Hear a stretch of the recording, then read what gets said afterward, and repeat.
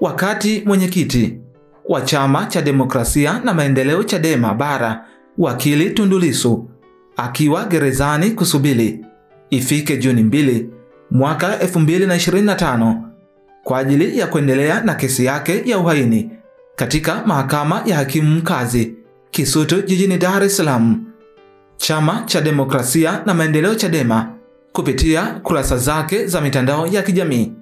kimetoa taarifa kwa umma kuhusu kuchaguliwa kwa mwenyekiti wa chama hicho, wakili Tundu Lissu, kuwa mwenyekiti wa Muungano wa Vyama vya Kidemokrasia Duniani IDU. Muungano wa Vyama vya Kidemokrasia Duniani IDU umehitimisha mfululizo wa mikutano yake jijini Brussels nchini Ubelgiji kwa kufanya uchaguzi wa safu mpya ya uongozi. Katika mkutano huo ambako chama kiliwakilishwa na makamu mwenyekiti wa Democracy Union of Africa DUA kanda ya Afrika Mashariki Deogratias Munich, wajumbe walimchagua waziri mkuu mstaafu wa 22 wa Canada Stephen J. Harper kuendelea kuwa mwenyekiti wa miaka 3 ijayo. Aidha, mkutano huo kwa kauli moja ulimchagua mwenyekiti wa Chama cha Demokrasia na Maendeleo Chadema Taifa Tundu Lissu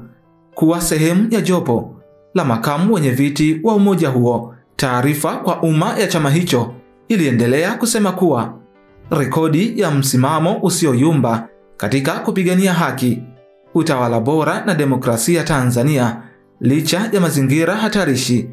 ikiwemo jaribio la kutolewa uhai kama ilivyoelezwa kwenye mkutano mkuu, ndivyo iliyowapa imani wajumbe kutoka mataifa mbalimbali ulimwenguni kumchagua Lissu katika wazifa huo. Zaidi, wajumbe wa mkutano huo wa IDU walitanabaisha kuwa kwa uzoefu wake katika mapambano ya kutafuta demokrasia ya kweli, haki na uhuru wa kweli, Tundu Lissu atatoa mchango mkubwa ndani ya IDU, hasa katika kumulika maeneo yanayokabiliwa na changamoto za kuporomoka au kudorola kwa demokrasia na kuibuka kwa tawala